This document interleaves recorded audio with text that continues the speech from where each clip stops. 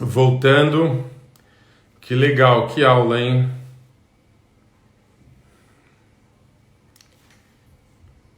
Voltando.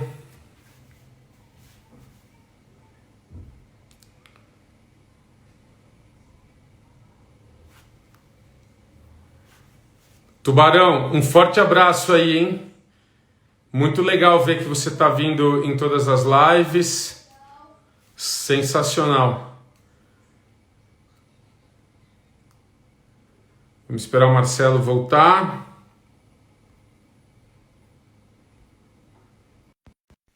Já está voltando.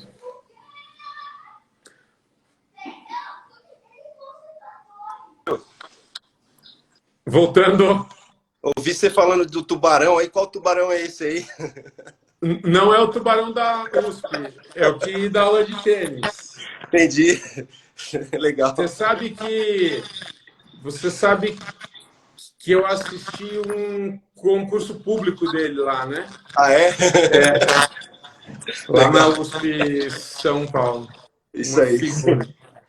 Mas tá, olha, vou te falar outra vez. Impressionante. Assim, Que é óbvio, isso? eu já conheço você há um certo tempo, a gente foi sócio do mesmo clube ali vários anos, mas já tive aula com você em sala de aula, já fui dar aula na USP Leste, mas nunca sobre um tema específico de tênis, né? É.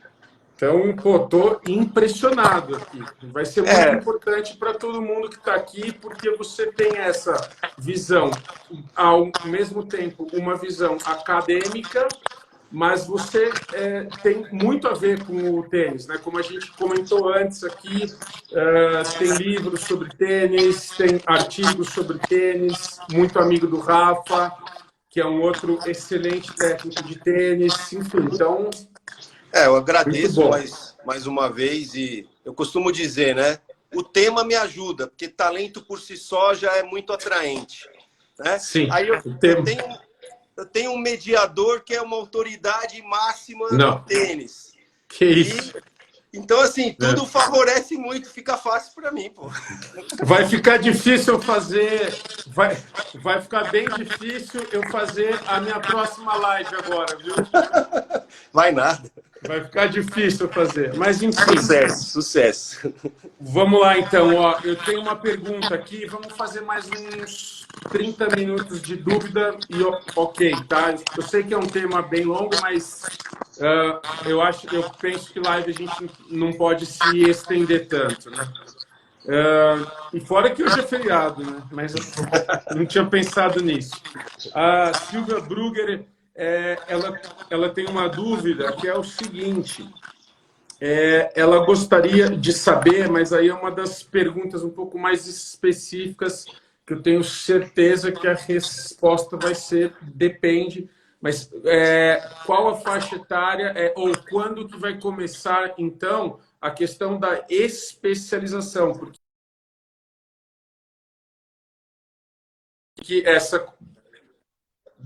essa questão de uma especialização precoce, acho que ela Tá bom. gostaria de saber isso, então. Então, funciona da seguinte maneira, né? Existe um consenso na literatura nacional e internacional que a iniciação ela deve ser, primeiro, multilateral, né? Aí vem essa pergunta que é totalmente pertinente, tá? Se começa multilateral, quando que deve ser especialização? A Entendi. especialização, ela deve ocorrer, olha só que interessante, ao redor dos 14 anos. Nossa, que legal. Ou seja, não é com 10, não é com 11, não é com 12. Se você me falar, tá ali com 13, 14, é o momento. Antes disso, a gente já pode estar queimando etapas da Como formação. você falou, perfeito. Eu tenho certeza que se a gente especializar antes, a gente vai ganhar os torneios. Isso não tenho dúvida. De 10 e 12 anos. Exato. Mas qual que é a fatura vai chegar mais tarde. E a fatura vai chegar cara. E não vai dar para pagar. e você vai perder Perfeito. o menino e a menina do processo. Então, precisa controlar essa ansiedade e os valores que a gente atribui à formação. A melhor formação não é aquela que traz mais torneios, é aquela que revela mais talentos. Né? A melhor formação não é aquela que tritura muitos para um ou outro sobreviver e chegar ao alto nível. A melhor formação é aquela que promove todos, poucos chegarão ao alto nível, mas a maioria continuará jogando tênis para a vida toda. Longo termo. Exatamente. Alguns até vão conquistar uma bolsa de estudo na universidade, etc., que são coisas incríveis que o tênis pode trazer também para além do alto nível. Né? Mas mais que isso, ele gera praticantes e consumidores do tênis. Perfeito. Quando a gente erra na formação e na especialização, a gente compromete todas essas gerações. Então é um preço muito caro errar na formação. Especializar é próximo aos 14 anos. Aquela especialização mesmo. Isso. E fazendo um link com o que você falou do nosso volume morto, né? Quer dizer, nós já não temos tantas crianças que praticam tênis. Vamos falar de tênis. E aí você mata uma boa parte delas né, por conta de querer fazer tudo mais rápido e de queimar as etapas, né? Ou, como diz o Michael Jordan, não existem atalhos, você tem que fazer o step by step, aí fica difícil mesmo você olhar para o ranking e você querer achar brasileiro ali entre os 100 de monte, né? Então fica bem difícil. Perfeito. Lembrando que o Jordan foi questionado na sua iniciação, né? Ele foi colocado muito em dúvida, né, na sua iniciação. Lembrando que o Kaká, ele era reserva no futebol até quase ir para o profissional. Lembrando que o Cafu foi reprovado de 8 ou 9 peneiras, ou seja, pessoas talentosas não necessariamente tinham resultados expressivos na base. Ah, mas eu conheço um caso assim, assim, assim. Tá, é um caso. Isso não é regra. A regra é que talento tem que se desenvolver de maneira consistente com o passar do tempo. Consistente, esse termo é lindo. Uma pergunta de um treinador, Eduardo Rocha, muito amigo meu, muito consciente, muito crítico, muito estudioso. Por que a academia se mantém tão distante da realidade na qual se revela a prática? O que poderia ser feito para sanar essa realidade? O que você pensa sobre isso? Que eu penso que ele quis perguntar como um todo, né? No caso do tênis. Ele está dizendo da academia, a área acadêmica e o tênis estarem distantes? Eu entendi mal? Pelo que eu entendi, porque a academia, no caso, talvez tenha esses dois lados, academia, clube ou a área acadêmica, mas talvez seja a área acadêmica aqui. Por que ela fica tão longe? Eu penso, assim, acho que eu e o Lugero, nós somos de uma geração de acadêmicos, né? De acadêmicos que colheu, infelizmente, uma plantação não muito boa nessa interação entre academia e prática, né? A gente, infelizmente, no passado, os nossos antecessores, pesquisadores, cientistas do esporte, não dá para generalizar, mas alguns contribuíram mais para ampliar essa lacuna do que para estreitar. Perfeito. Né? Então eu vejo o Lugero como um profissional diferente, híbrido, que faz essa relação, né? Né? Exatamente. Outras maneiras de ampliar essa relação seria dos institutos, escolas e academias de tênis buscarem parcerias com os laboratórios de pesquisa das grandes universidades, né? Então, eu no futebol, por exemplo, eu tenho feito pesquisa já em parceria com o São Paulo Futebol Clube, com o Santos Futebol Clube, com o Desportivo Brasil. Tem treinadores desses locais que estão fazendo mestrado comigo e levando conhecimento para a prática. Então, eu penso que esse intercâmbio ele vai estreitando essa lacuna que antes era muito ampla e que trouxe prejuízos para que a ciência fosse utilizada dentro do esporte e especificamente dentro do tênis. Eu ainda defendo que os grandes institutos de tênis, eles precisariam hoje ter a figura de um outro departamento. No passado era só o treinador, né? Agora tem o treinador, tem o preparador físico, de repente tem um, sei lá, um analista de desempenho, um fisioterapeuta, uma psicóloga, um fisiologista, um nutricionista, né? Mas tem um setor que nenhum local possui ainda, que seria o setor de ciência aplicada ao tênis. Isso poderia estar dentro de um instituto de tênis, de uma confederação brasileira de tênis, né? Enfim, os próprios clubes, instituições poderiam ter profissionais como o Lugero, por exemplo, e outros da área da ciência aplicada ao esporte, trabalhando não com o objetivo de resultado imediato, mas de entender os processos de desenvolvimento. Então, o esporte tem tanto dinheiro circulando e, às vezes, a gente não investe em setores de inteligência que mais poderiam trazer um retorno expressivo para a modalidade, né? Perfeito. Bom, isso daí é uma outra tecla que eu também bato faz tempo, mas depende, obviamente, de um nível ali um pouco mais alto. Massa, e aí tem uma questão aqui do Rafa Tênis, tem uma pergunta muito interessante que talvez entre nesse tema das idades e das maturações. Então ele pergunta o quê? Se essa transição de um tênis mais lúdico para uma especialização, se ela pode acontecer em idades que eu acho que ele quis dizer aqui em idades cronológicas díspares. Eu creio que sim, eu acho que já é um pouco do assunto que a gente poderia entrar um pouquinho, né? Então, assim, que, obviamente que não deve ter uma faixa etária, quando faz 12 anos muda isso, quando faz 11 anos muda. Os modelos de treinamento a longo prazo, obviamente, eles são arbitrariamente divididos por faixas etárias baseadas em médias do que se acredita ser a idade cronológica ideal. Mas são médias.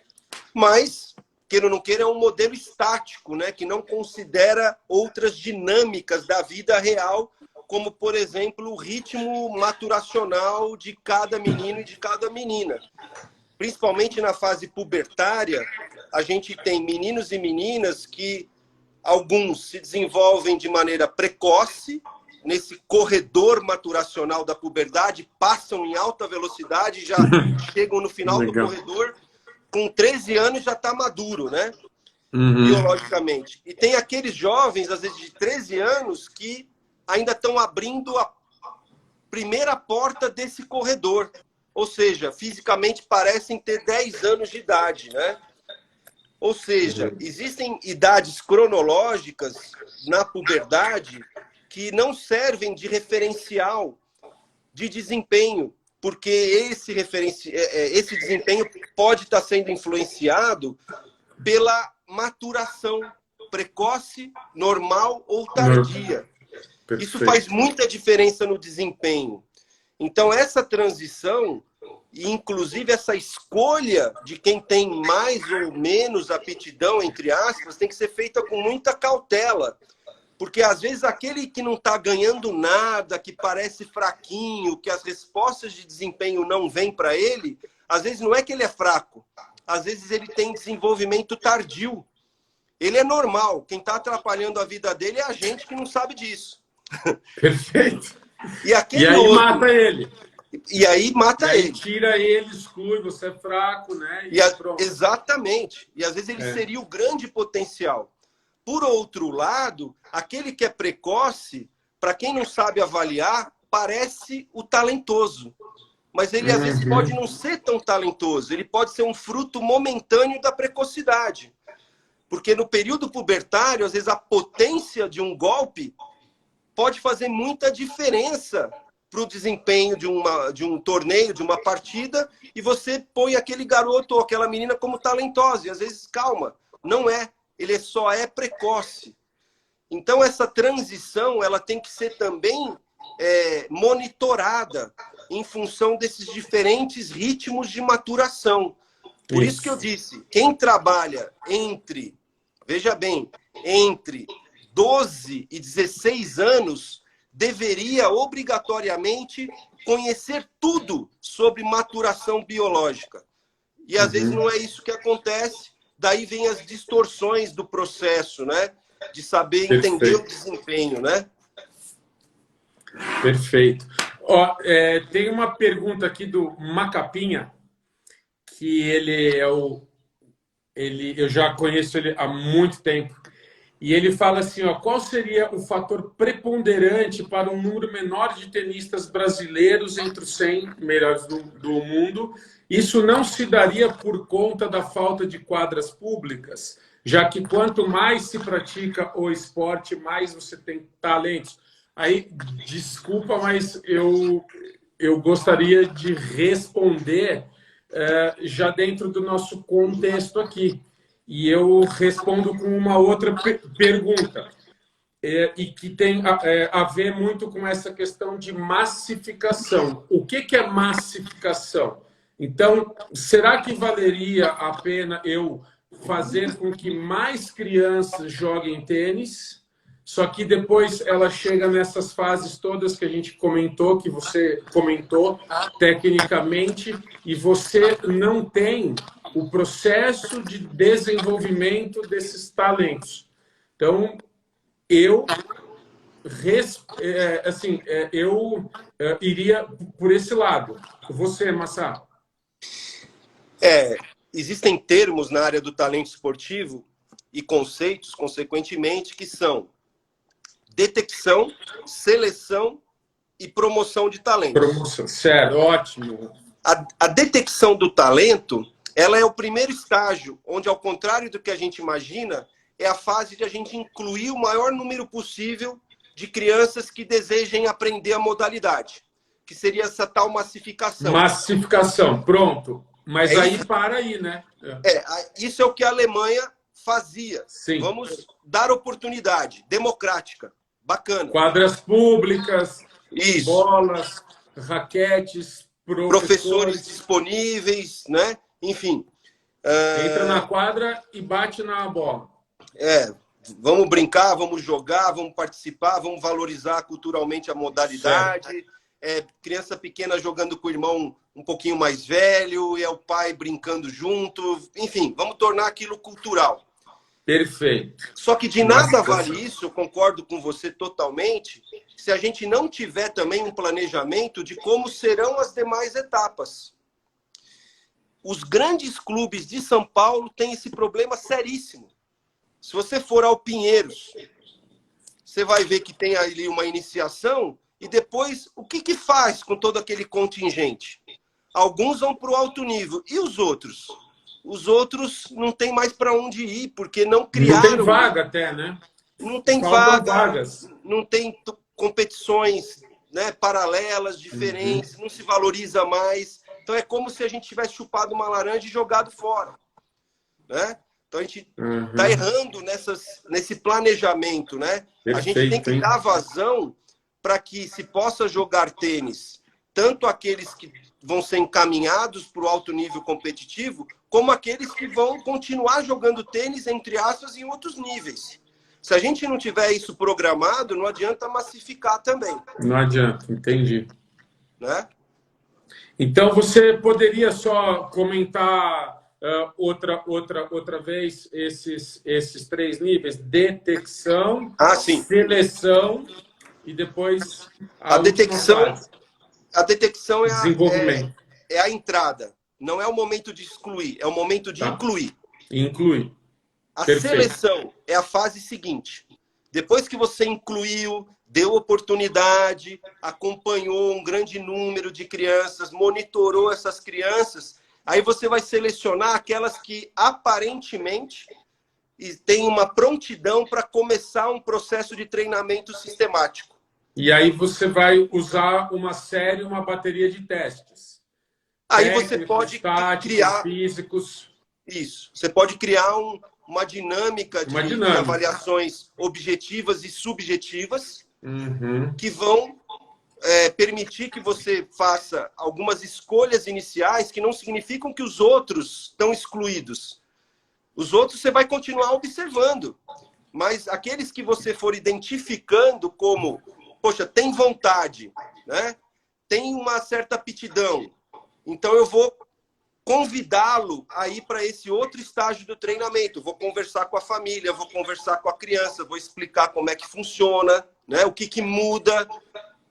É como você tirar seu filho de uma pré-escola e ir para um colégio maior. Tem uma transição, né? Enfim, você vai preparar esse processo de seleção. Depois, promoção do talento é a fase seguinte.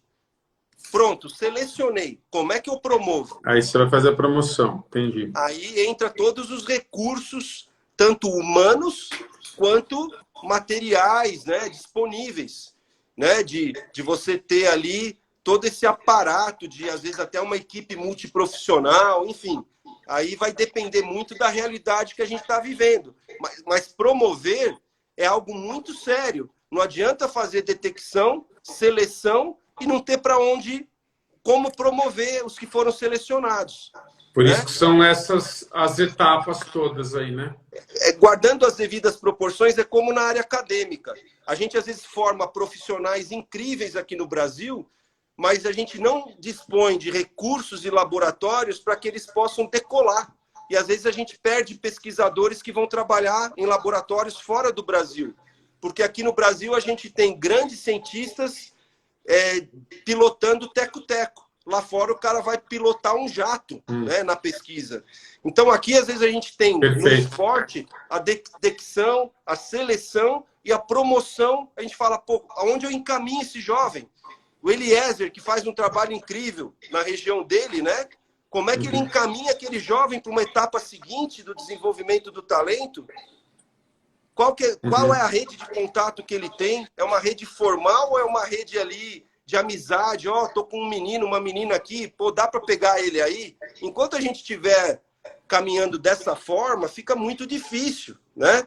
Perfeito. Então, a promoção é complicada, porque a gente precisa dos melhores profissionais e da melhor estrutura, né?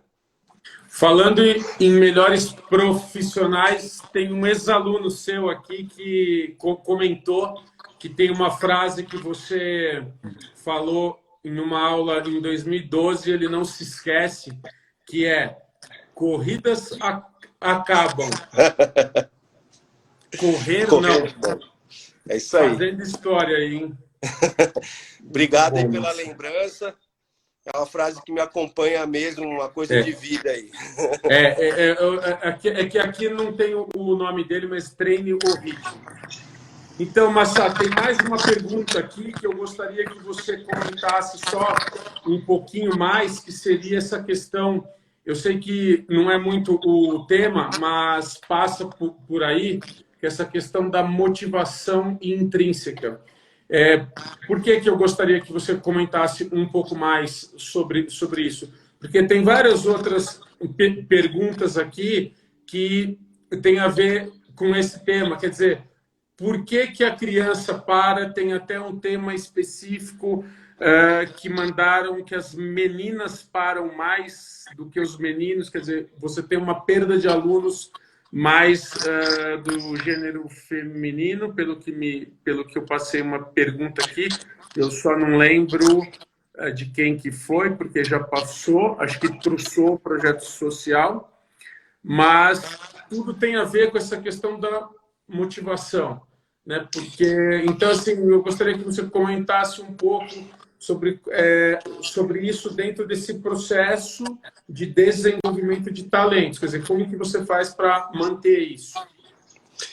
Legal. Bom, se para os meninos, né, a gente já questiona a motivação que eles têm para continuar nos estágios, né, mais competitivos.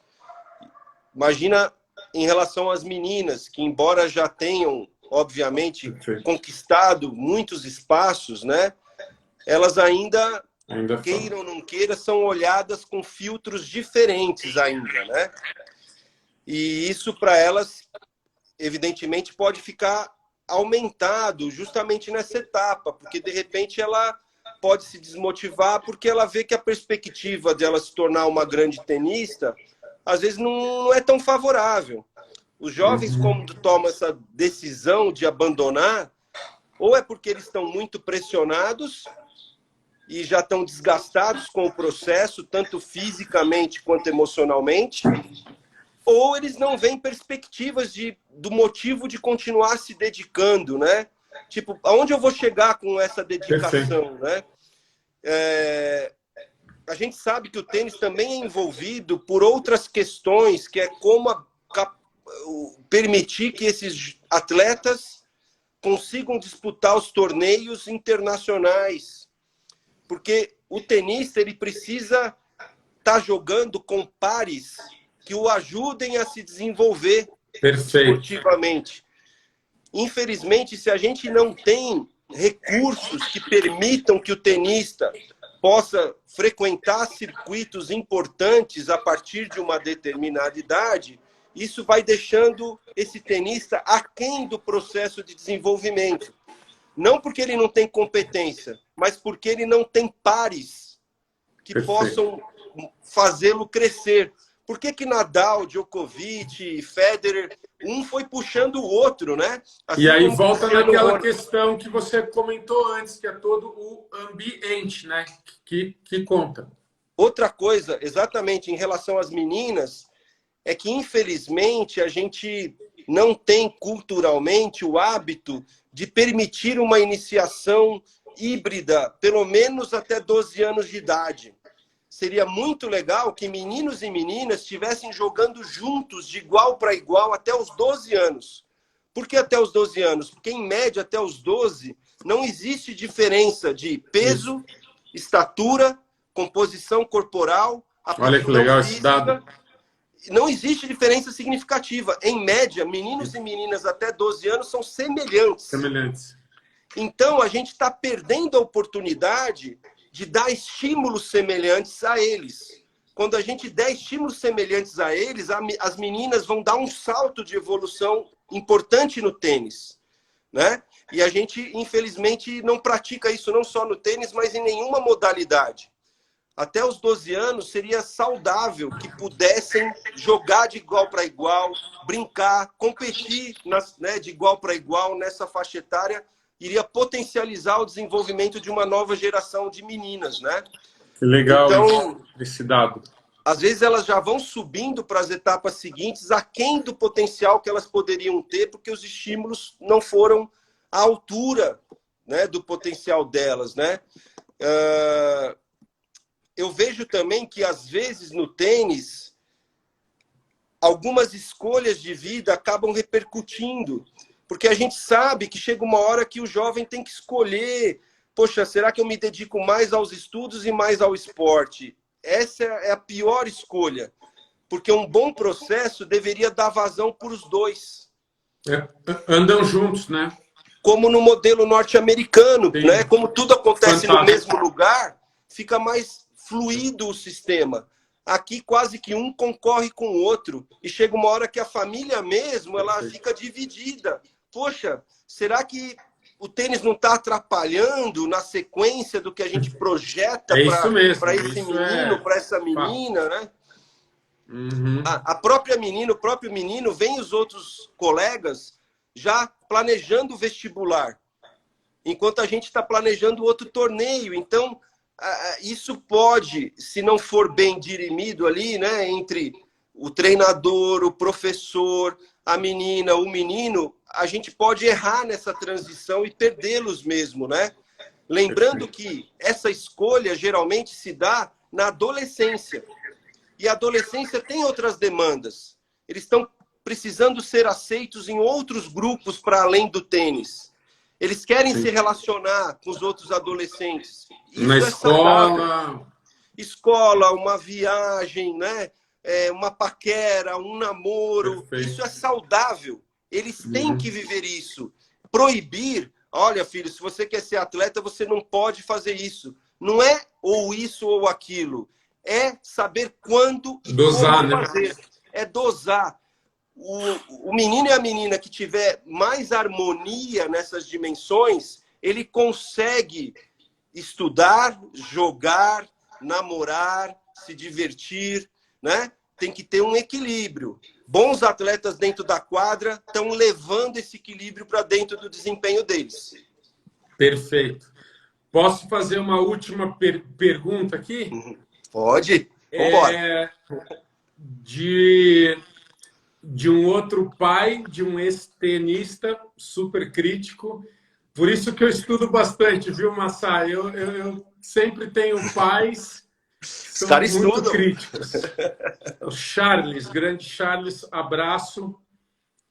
Ele coloca a seguinte questão aqui, ó. E quando o caminho é o contrário? Ou seja, quando os pais ou os técnicos ou ambos colocam o tenista para jogar torneios mais fortes, já que sendo que ele não ganha nem os jogos dentro do clube.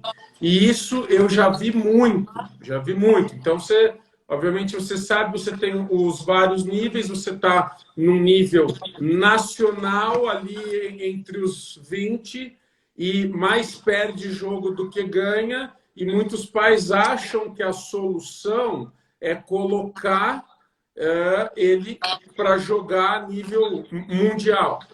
Lógico que aí e aqui ele pergunta: será que isso não vai ser um desperdício de tempo, dinheiro e tudo mais?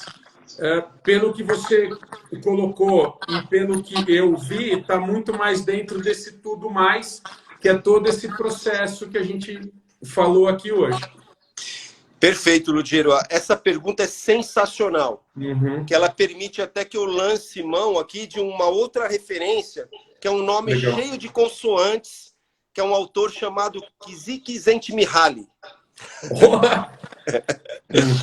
Então, o Csikszentmihalyi, ele identificou que pessoas talentosas, elas se mantêm num estado de flow. Uhum. F-L-O-W. Uhum. Esse Fala-se muito hoje, né, em flow.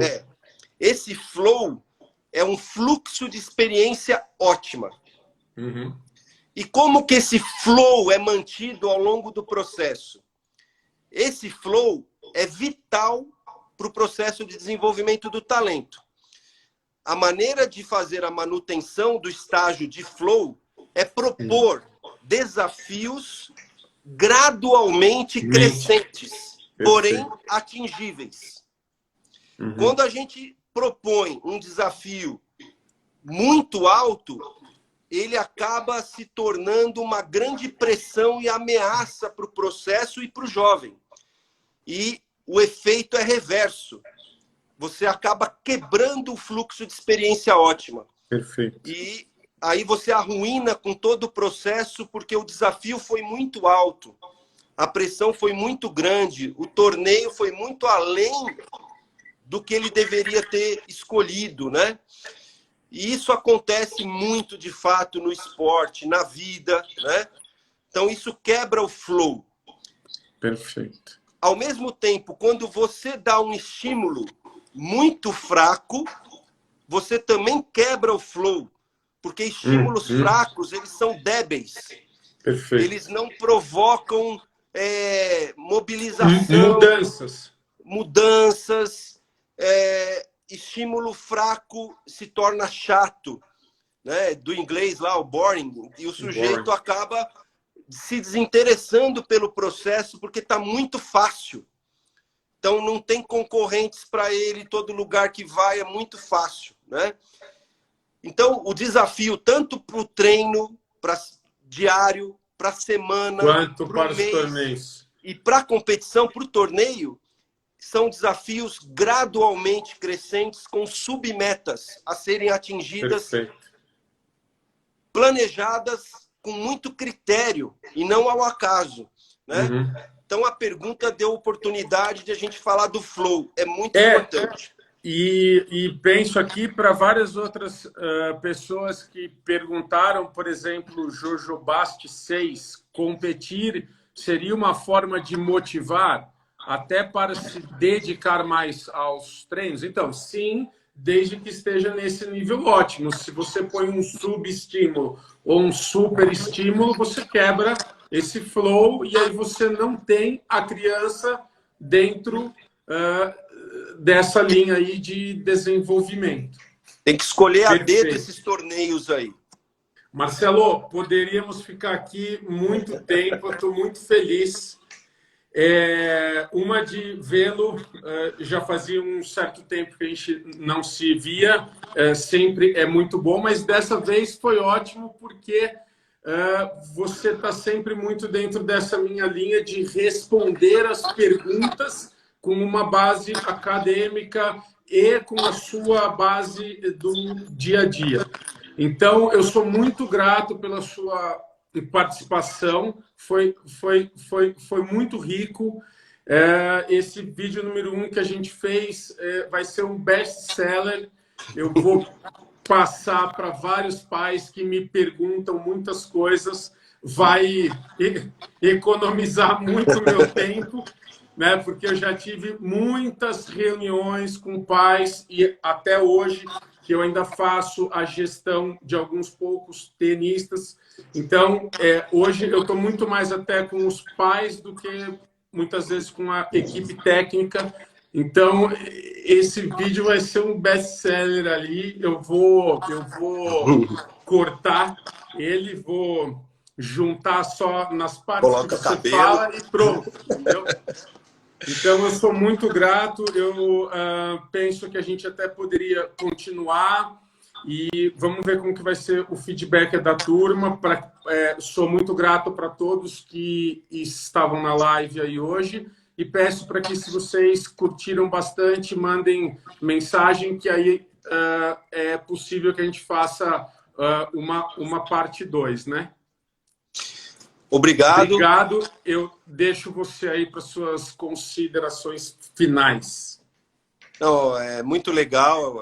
Para mim, o aprendizado aí está me relacionando nesses canais, né? Eu acho que se a gente está vivendo um momento diferente em nossas vidas, a gente vai sair com vários aprendizados, né? Fiquei muito feliz de ter sido convidado pelo Lugero, de poder estar aqui perto da comunidade do tênis. É uma modalidade que eu admiro.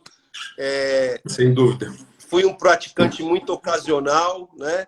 Mas sempre fui muito interessado em acompanhar o tênis e de estar perto de pessoas que pesquisam o tênis, né? Fizemos, como o Lugero disse aí, um livro juntos, junto com o Rafael. Fizemos alguns Pacharone, artigos. forte abraço, Pacha. É isso aí, Pacharone. E essa relação sempre foi muito significativa para mim, não só pelo trabalho, mas pelas pessoas que o tênis me trouxe, né? Então, o Lugero é muito querido também por conta da admiração que a gente tem. Eu fico aqui à disposição para outros encontros, sejam eles presenciais, sejam eles aí virtuais, como esse daqui. Aqueles que desejarem, eu sempre estou postando alguma coisa aí no meu Instagram também. Se você quiser deixar o seu Instagram... Meu Instagram é massa.usp.